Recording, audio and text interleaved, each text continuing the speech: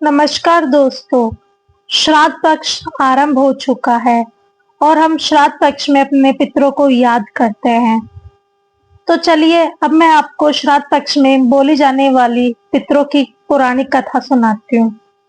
पितृपक्ष की पौराणिक कथा के अनुसार जोगे तथा भोगे दो भाई थे। दोनों भाई अलग अलग रहते थे। जोगे धनी था और भोगे निर्धन। दोनों में परस्पर बड़ा प्रेम था। जोगे की पत्नी को धन का बड़ा अभिमान था, किंतु भोगे की पत्नी बड़ी सरल और स्वभाव की थी।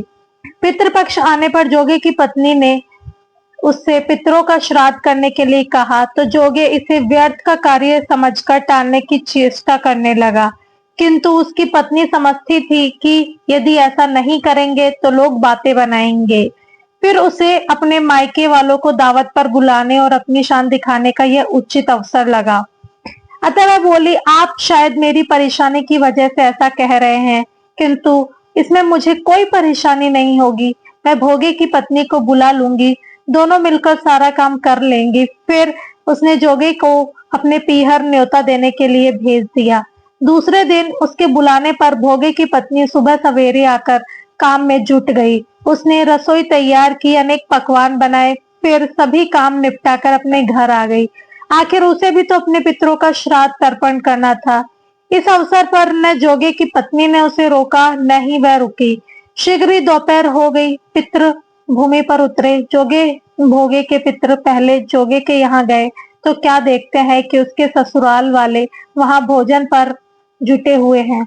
निराश होकर वे भोगे के यहाँ गए तो वहां क्या था, मात्र पितरों के नाम पर अगियारी दे दी गई थी। पितरों ने उसकी राख चाटी और भूखे ही नदी के तट पर जा पहुंचे। थोड़ी देर में सारे पितर इकट्ठा हो गए और अपने अपने यहाँ के श्राद्धों की बड़ाई करने लगे।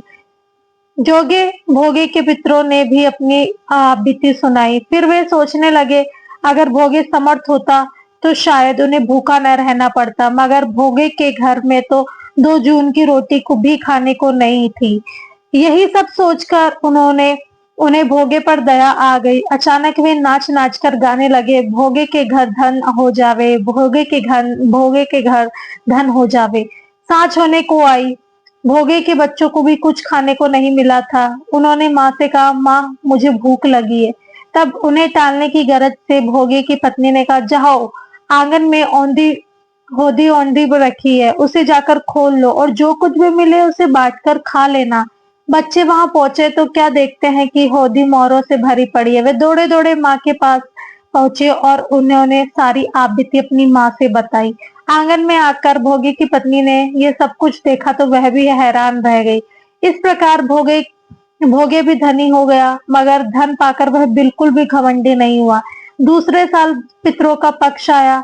श्राद्ध के दिन भोगे की स्त्री ने 56 प्रकार के व्यंजन बनाए, ब्राह्मणों को बुलाकर श्राद्ध किया, भोजन कराया, दक्षिणा दी और जेठ जेठानी को सोने चांदी के बर्तनों में भोजन कराया। इससे पितृ बड़े प्रसन्न और तृप्त हुए और उसे और आशीर्वाद दिया। तो फ्रेंड्स, आपको ये कहानी कैसी लगी मुझे जरूर बताइएगा। अगर आपको अच्छी लगी तो मेरे चैनल को ज्वाइन कीजिएगा और लाइक कीजिएगा। Thank you.